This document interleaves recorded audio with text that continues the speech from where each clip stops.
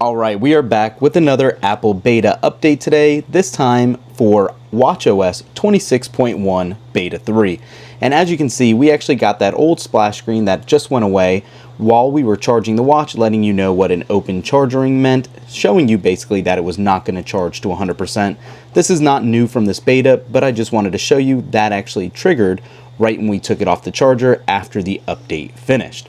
So before we jump into the watch itself, let's go on our iPhone to Settings, General, and About, and you can see we have a new build number of 23S5022E. This is a little bit different than how it was in the prior version. I believe it was still an E build, however it is a newer version nonetheless, but I did not find anything new right off the bat in this build. So aside from that, jumping into gestures, like I said, historically now at this point, still kind of a waste, nothing new in double tap and nothing extra new when you can actually twist it. The flick wrist or wrist flick gesture simply dismisses things. It does still leave them unread. If you need, you will still have to clear those out in your notifications. Beyond that though, there was nothing else hugely new here that was discovered. If you jump into Siri, it is still basic old Siri. There's no new Apple Intelligence here still listed, unfortunately. Even though in iOS and iPadOS 26.1 Beta 3, we are now going to be getting new AI extensions, such as ChatGPT or GPT that's been there. Gemini will be coming in addition to others. Hopefully we will get some sort of update, at least with the newer graphics and looks to Siri with Apple Intelligence than what we've had, but unfortunately, again, still nothing here.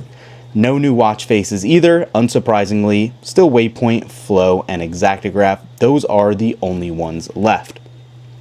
Jumping in, going to some of these compilations and all that, as you can see, everything still seems to be running pretty smoothly. Jumping into our Tesla app, it is actually loading a little quicker than what I've seen in the past as well.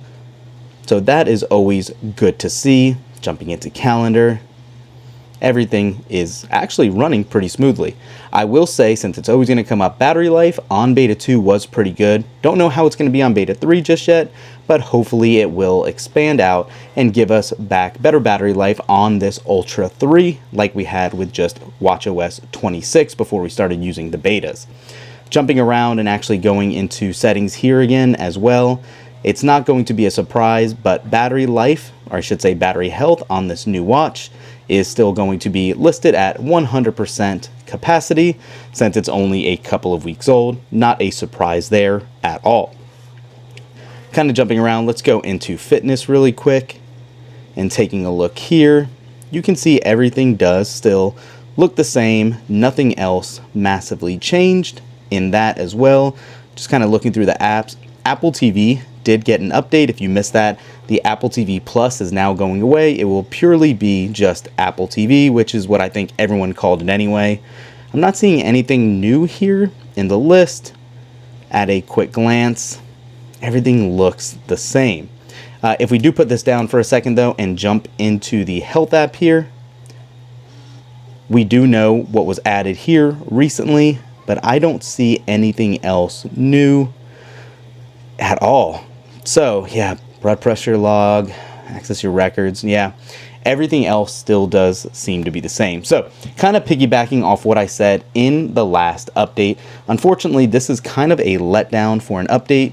Nothing much or new feature wise at all. Hopefully everything's just on the back end getting fixed and figured out, but again, kind of feels like we just paid for this new hardware, shiny new stuff, but kind of a light coat of paint for iOS 26.1, not really having many new features. Let me know in the comments down below what you guys think. Needless to say, nothing new unfortunately. Sorry guys on that. This seems to be a fix on the back end, and that's it. Hopefully on iOS 26.2 we will see something more. Thanks for watching. We'll catch you in the next one. Peace.